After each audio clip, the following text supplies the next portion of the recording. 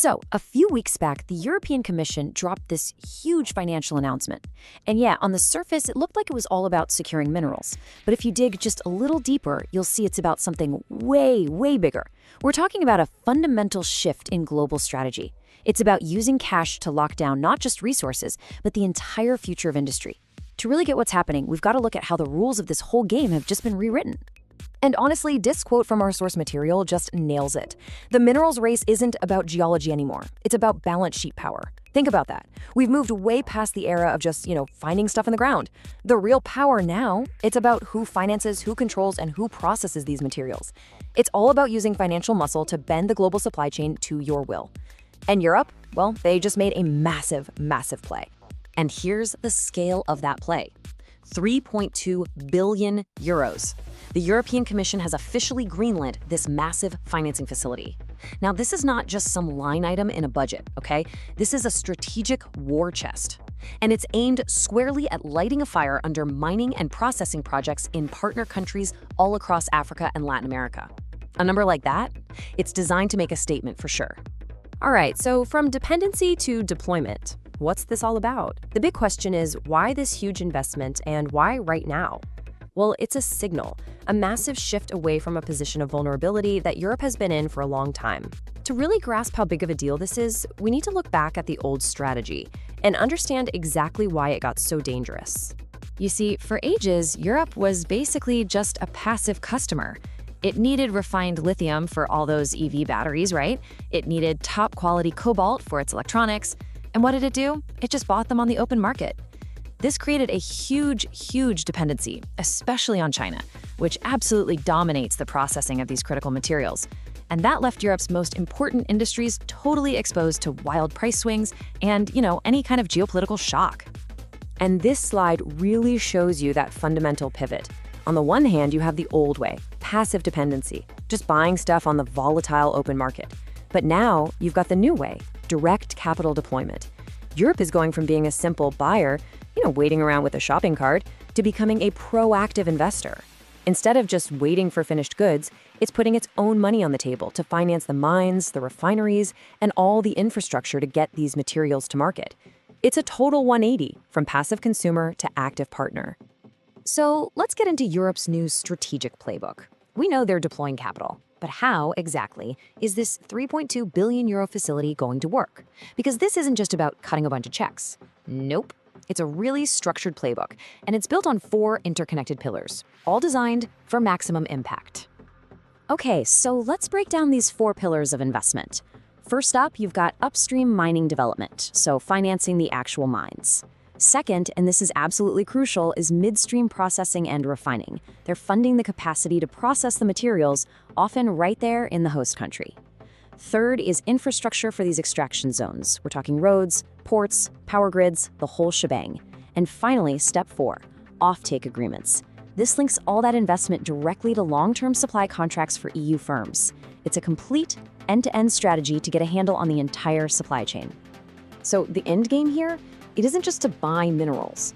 The real goal is to embed Europe directly into the production ecosystem itself.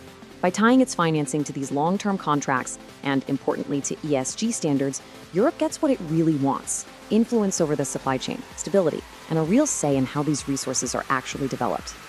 All right, a new global minerals race, Europe versus the US and China. Because, of course, a move this big doesn't happen in a vacuum. It's a direct response to the intense global competition for these exact same materials. Europe is trying to carve out its own unique spot in a race that, let's be honest, has been pretty much dominated by 2 other giants until now. And this table really breaks down the different game plans. You've got China with its state-led model, and their key tactic is just dominating global mineral processing. Then there's the United States, which is very subsidy-driven. They're using subsidies to build up supply chains at home and with their allies. And then there's Europe, taking this hybrid approach. They're aiming to be the balanced capital partner.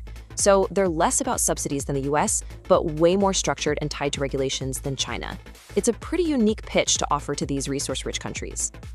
Okay, so what are the ripple effects of all this? Let's break down what this actually means for the nations that have the resources and for the industries that desperately need them. This is really the so what part of the story. So what's the new opportunity for countries in Africa and Latin America? I mean, for decades, the story for a lot of these nations was just pure extraction. Someone comes in, takes the stuff out of the ground, and leaves. But now, with these major powers all competing to be financial partners, a whole new opportunity is opening up. The whole dynamic is shifting. This European capital gives these host countries brand new leverage. They're moving from just extraction to having real power at the negotiating table. Instead of just shipping out raw ore, they can now push for things like equity participation in the projects. They can secure technology transfers to build up their own expertise. They can demand that refining capacity gets built right there, onshore. And they can co-develop vital infrastructure. This could be a massive catalyst for real industrialization, not just digging stuff up. Okay, so that's the impact abroad. But let's bring it back home. What does this mean for the key industries back in Europe? I mean, how does financing a mine in Africa or a refinery in Latin America actually help a factory or a worker in, say, Germany or France? Well, the downstream benefits for securing these industrial foundations are just enormous. By locking down the upstream supply, Europe creates predictability for its most important industries. For all the electric vehicle makers, it stabilizes their margins. For battery producers, it cuts down on that crazy cost volatility. It could even speed up renewable energy projects and strengthen defense supply chains. You know, the source material puts it perfectly. Capital markets reward certainty. And this whole facility is basically an attempt to manufacture that certainty.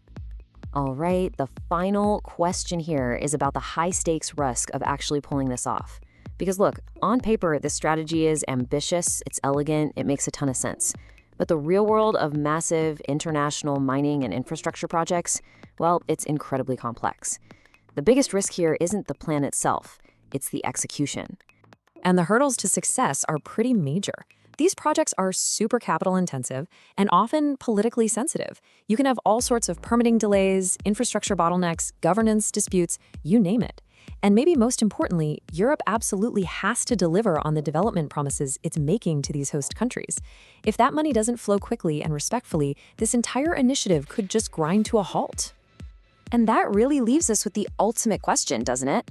Will this 3.2 billion euro bet be a genuine catalyst that's going to create more resilient, diversified, and maybe even more equitable global supply chains? Or is it just a more sophisticated financial weapon in a global resource competition that's only heating up? Well, the strategy is in motion, and the answer to that question is really going to define the next decade of industrial power.